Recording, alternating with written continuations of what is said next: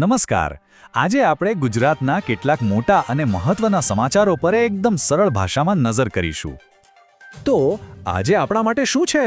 જુઓ, ખેડૂતો માટે એક મોટું રાહત પેકેજ છે. અમદાવાદ કોમનવેલ્થ ગેમ્સની રેસમાં છે અને હા, વીજળી બિલમાં પણ થોડી રાહત મળી છે.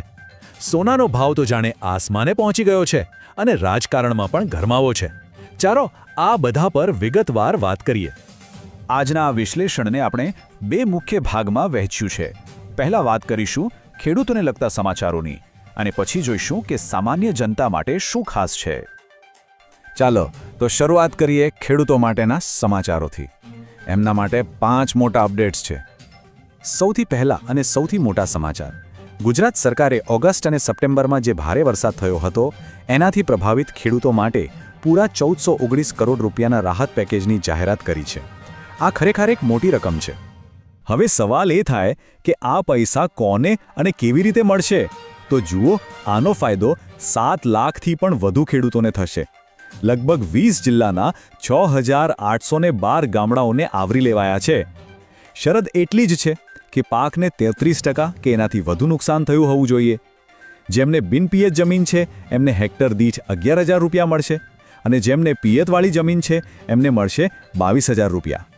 બીજા સારા સમાચાર એ છે કે સરકારે ટેકાના ભાવે ખરીદી શરૂ કરી દીધી છે.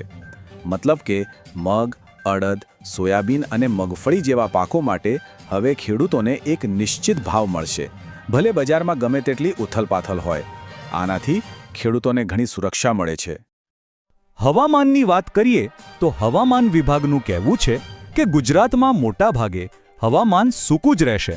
હા, પણ દક્ષિણ ગુજરાતના ડાંગ, તાપી, નવસારી અને વલસાડ જેવા વિસ્તારોમાં અને સૌરાષ્ટ્રના અમરેલી, ભાવનગર અને ગીર સોમનાથમાં થોડો હળવો વરસાદ પડી શકે છે. તાપમાન પણ 34-35 ડિગ્રીની આસપાસ રહેશે. હવે ચાલો બજારના ભાવો પર એક નજર નાખીએ. ખાસ કરીને મગફળીના ખેડૂતો માટે સારા સમાચાર છે. રાજકોટના જેતપુરમાં મગફળીનો ભાવ ક્વિન્ટલ દીઠ છેક 6,705 રૂપિયા સુધી પહોંચ્યો હતો. આ એક બહુ સારો ભાવ કહી શકાય. બીજા પાકોના ભાવ પણ બજારમાં સ્થિર રહ્યા છે. કિસાન સૂર્યોદય યોજના યાદ છે ને? ખેડૂતોને દિવસે વીજળી આપવાની યોજના. આ યોજનાએ તો લગભગ આખા ગુજરાતને કવર કરી લીધું છે. તમે જોઈ શકો છો, 97% કામ પૂરું થઈ ગયું છે. આંકડામાં વાત કરીએ તો અત્યાર સુધીમાં 16,561 ગામડાઓના લગભગ 19 લાખ ખેડૂતોને દિવસે વીજળી મળતી થઈ ગઈ છે. અને જે બાકી છે એમને પણ બહુ જ જલ્દી કવર કરી લેવામાં આવશે. એટલું જ નહીં, સરકારે છેલ્લા 2 વર્ષમાં વીજળી બિલમાં 184 કરોડ રૂપિયાની સબસિડી પણ આપી છે.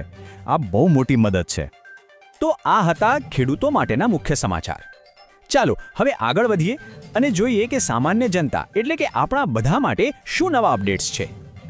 એક બહુ જ ગર્વ લેવા જેવી વાત છે. અમદાવાદને 2030ની કોમનવેલ્થ ગેમ્સની યજમાની માટે સત્તાવાર રીતે ભલામણ કરવામાં આવી છે. આ શહેર અને આખા દેશ માટે બહુ મોટી સિદ્ધિ સાબિત થઈ શકે છે. તો આ બધું થશે કેવી રીતે? જુઓ, હમણાં તો એક્ઝિક્યુટિવ બોર્ડે અમદાવાદના નામની ભલામણ કરી છે. અંતિમ નિર્ણય આવતા મહિને 26 નવેમ્બરે ગ્લાસગોમાં લેવાશે.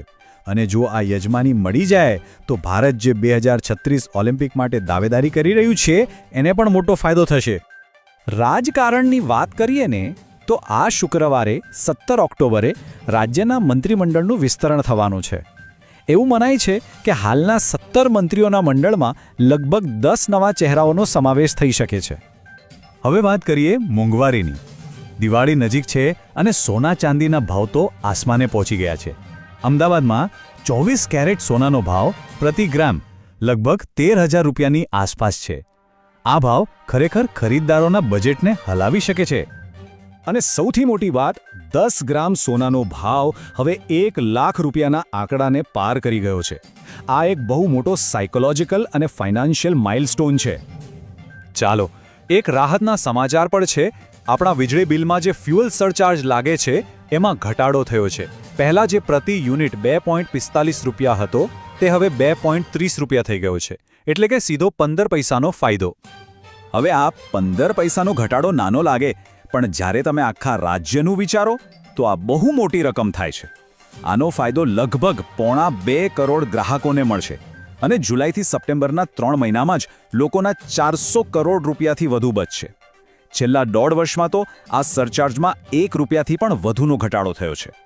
અને છેલ્લે વિદ્યાર્થીઓ માટે એક મહત્વનું અપડેટ. શિક્ષણ વિભાગે ધોરણ 9થી 12 અને ગુજરાત યુનિવર્સિટીની કેટલીક પરીક્ષાઓની નવી તારીખો જાહેર કરી છે. તો વિદ્યાર્થીઓ અને વાલીઓ આ નવી તારીખો નોંધી લે. તો આજે આપણે ખેડૂતો માટે રાહત પેકેજથી લઈને સામાન્ય માણસના વીજળી બિલમાં રાહત સુધીની વાતો કરી.